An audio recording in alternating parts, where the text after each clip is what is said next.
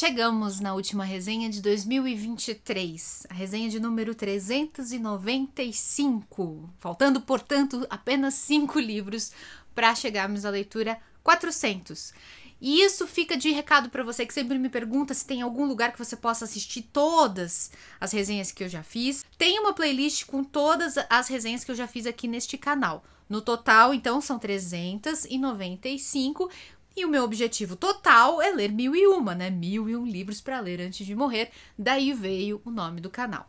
Eu vou deixar a playlist aqui em cima, no card, em algum lugar. E agora, para fechar o ano, eu vou trazer uma resenha que foi a responsável por eu ter atrasado um dia a publicação desse vídeo, que é O Assassinos da Lua das Flores, um livro-reportagem escrito por David Graham e que ganhou repercussão agora no final, né, nesse segundo semestre, por causa do filme de Martin Scorsese. Inclusive aqui a gente tem uma edição da editora Companhia das Letras que traz a sobrecapa, ou jacket, é a mesma coisa, com o pôster do filme, mas originalmente o livro tem essa outra capa aqui, com uma foto histórica. Daqui a pouquinho a gente vai falar sobre essa foto e sobre o que fala essa reportagem. Eu atrasei para publicar esse vídeo porque eu inventei de assistir ao filme, né?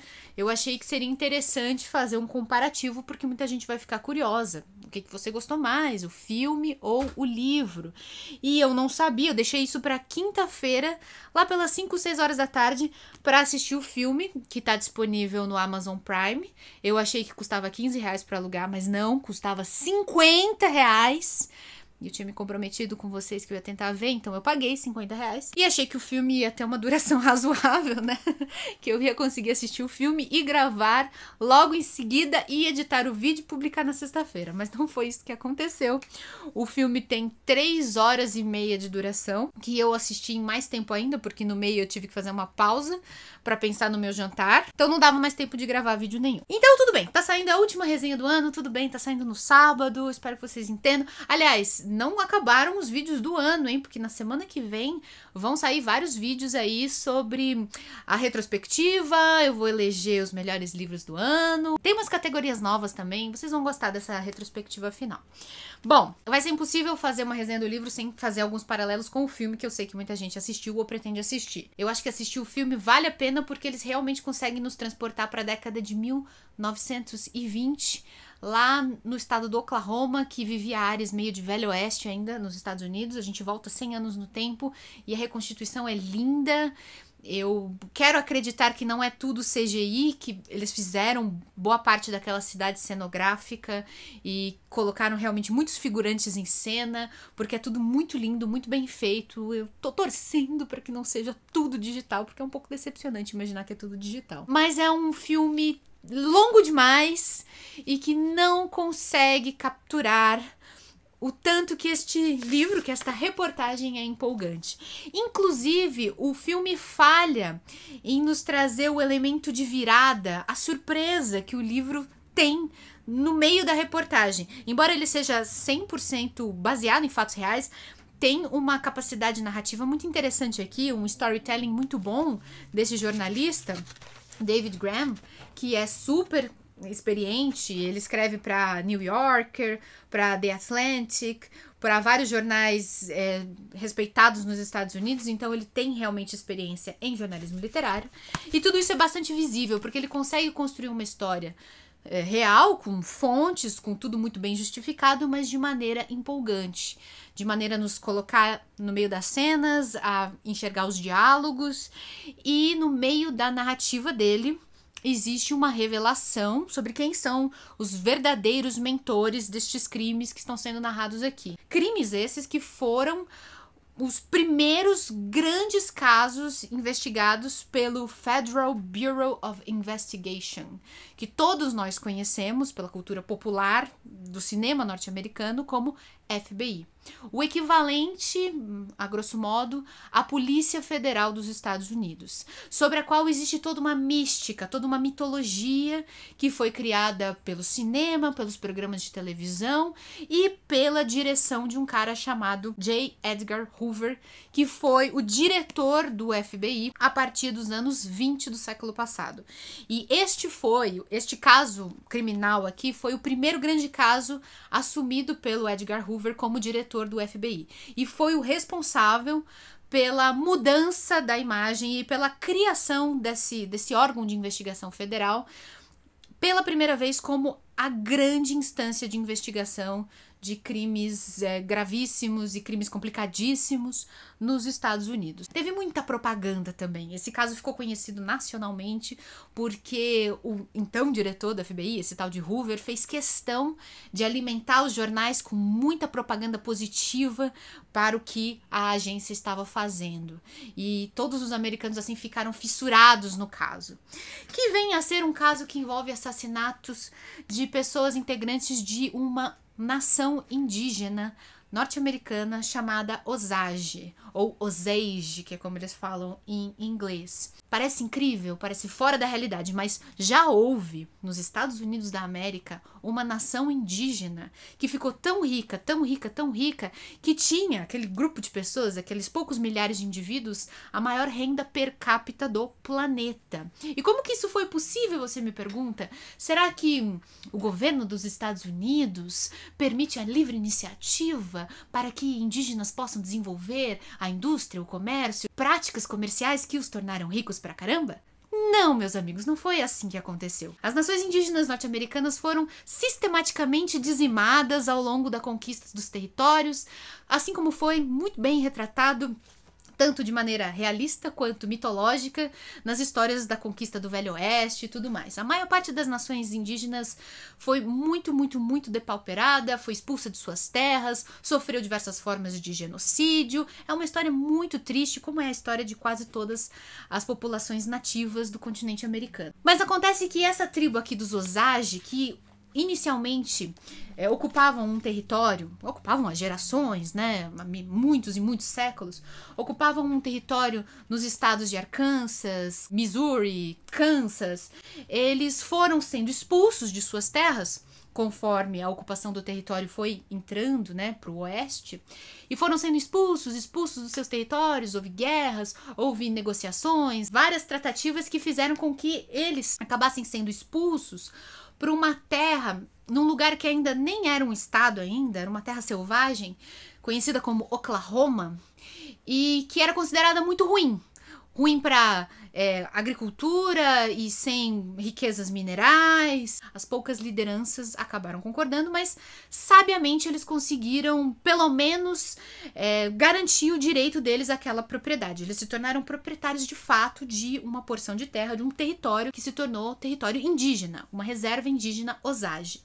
Só que o que foi descoberto mais pra frente, poucos anos depois, descobriu-se que aquela terra tão ruim para agricultura, para pecuária, para mineração e tudo mais, era riquíssima no recurso natural mais valioso desde a Revolução Industrial: petróleo. Era aquele tipo de terra que você cavava um buraco no chão e o petróleo explodia na tua cara. O território dos Osage, assim, se tornou o foco das atenções de todas as petroleiras daquele estado, que rapidamente correram para comprar pedaços de terra, para comprar concessões, o direito de explorar aquela terra, porque a terra pertencia, isso tinha sido garantido ali pelo próprio governo americano, a terra pertencia àquelas famílias indígenas. Ou seja, industriais petrolíficas dos Estados Unidos olharam com ambição, com ganância para aquelas terras e correram para comprar em leilões super disputados o direito de explorá-las,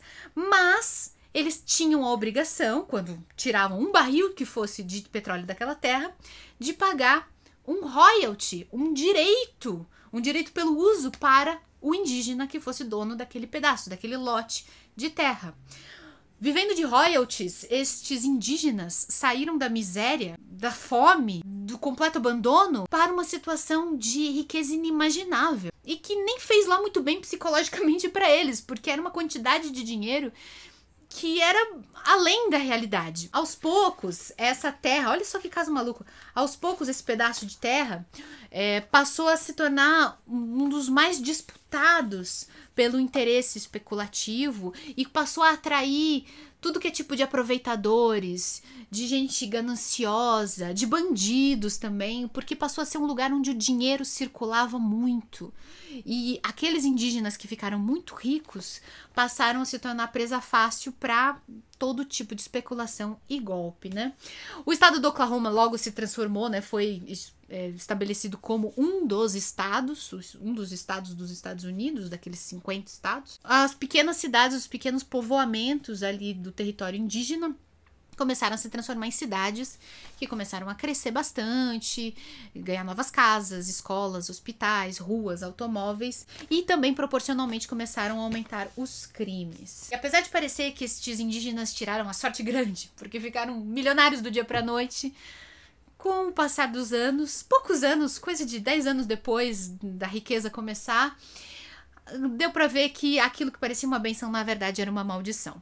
Para começo de conversa, porque definitivamente o sistema jurídico, legal, o capitalismo norte-americano não estava preparado para permitir que pessoas não brancas, nativos norte-americanos, tivessem assim tanto dinheiro. Então, muito rápido começaram a passar uma série de medidas que restringiam o acesso dos indígenas ao seu próprio dinheiro. Eles, teoricamente, eram ricos, donos de milhões de dólares, mas eles não podiam gastar o próprio dinheiro sem pedir autorização para um curador, uma pessoa que era nomeada para administrar o dinheiro deles, porque eles eram considerados incapazes, eles eram quase tratados como crianças, né?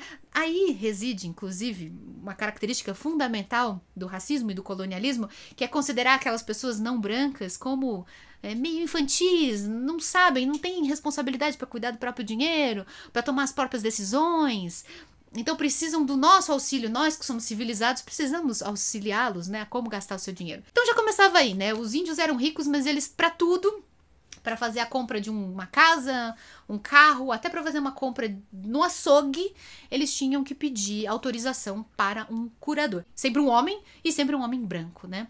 Também começaram a acontecer muitos casamentos interraciais entre mulheres indígenas e homens brancos. Muitos homens, não vou dizer que são todos, né, porque pode ser que muita gente seja bem intencionada, mas muita gente não era. E homens começaram a atrair mulheres indígenas para casamento e para se tornarem eles, homens brancos, curadores da fortuna de suas esposas. Começaram a acontecer esses casamentos.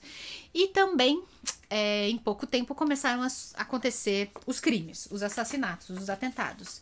Índios Osages começaram a sofrer tentativas de assassinato, outros atentados bem-sucedidos e começaram também a morrer em circunstâncias estranhas. Supostamente eles se suicidavam, supostamente eles morriam de doenças misteriosas, aumentando cada vez mais as suspeitas de que tinham sido envenenados. A história gira todo em torno disso.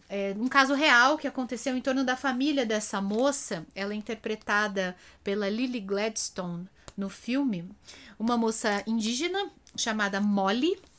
Na verdade, o nome indígena dela é outro, né? Um nome difícil que eu não decorei, mas todos eles tinham um nome indígena e um nome americano. O nome americano dela era Molly Buckhart. Todo mundo da família dela começou a morrer. As 3 irmãs, a mãe, cunhados, a família inteira dela foi sofrendo atentados, sendo assassinada. E a coitadinha, né, sofrendo um golpe atrás do outro, começou a temer pela própria vida. E a Lily é casada com o personagem do Leonardo DiCaprio, que aparece bem grande aqui no pôster, que se chama Ernest. E é um homem branco, como vocês devem ter notado, que é sobrinho de um fazendeiro da região, um cara chamado Bill Hale, que ele é daqueles brancos que tem boas relações com os índios, que é considerado um benfeitor dos indígenas e convive bem com os Osages. E, enfim, eles são considerados amigos ali, né? São tratados com muita confiança pela comunidade indígena. O tio e o sobrinho, então, fazem parte dessa tentativa de descobrir quem que tá por trás desses assassinatos. E assim, a gente tem o caso real que inspirou essa investigação jornalística chamada Assassinos da Lua das Flores. Esse título é bem poético, ele é bem bonito. Lua das Flores é uma tradução de como os índios Osage, na sua língua original, chamam aquela região, porque em determinada época do ano, quando a lua tá cheia e tá posicionada em certo lugar do céu e tal, os campos e pradarias daquele território se enchem de minúsculas florzinhas e infelizmente o que poderia ser um lugar bonito, um paraíso na terra, abençoado por Deus, cheio de riquezas como o petróleo. Essa foto aqui ela é original da época, mostra 2 indígenas num carrão e uma perfuradora de petróleo atrás. O que poderia ser um paraíso para uma nação indígena, na verdade, se torna o seu inferno. Muitos e muitos indígenas começam a morrer e tudo, né, nessa investigação gira em torno da família da Molly. Se você nunca leu uma reportagem literária, eu recomendo muito que vocês conheçam esse gênero de literatura. É um tipo de literatura de não ficção que procura pegar emprestado técnicas da ficção para construir cenas, diálogos, mas sempre baseado em coisas que são verificáveis. Sejam entrevistas que foram feitas com as pessoas, sejam registros que foram retirados de documentos históricos, como jornais, investigações policiais, filmes, mas a tentativa é sempre de criar cenas que poderiam estar numa narrativa de ficção. O filme peca bastante com algumas escolhas narrativas. Em primeiro lugar, não precisava durar 3 horas e meia. Eles escolheram o personagem do Leonardo DiCaprio, né, o marido da Molly, como um protagonista, e isso é bem visível pelo tamanho da cara dele no pôster, quando na realidade ele não é. O personagem do investigador do FBI, chamado Tom White, que tem tanta relevância aqui na reportagem, de quem acompanhamos os passos da investigação, tudo que ele precisou fazer, todas as tentativas frustradas, toda vez que ele bateu com a cara na parede, toda vez que ele teve uma sacada genial, ou às vezes ele só teve sorte mesmo, tudo que ele aparece aqui como protagonista da reportagem, aqui no filme ele tem um papel minúsculo, bem secundário mesmo, quase que como só um cara para acompanhar o Leonardo DiCaprio indo para lá e para cá. Eu achei isso uma pena. Além disso, aquela surpresa que a gente tem lendo o livro, porque a gente não sabe quem é o verdadeiro mentor dos crimes e tal, a gente tem que passar da metade da leitura para descobrir.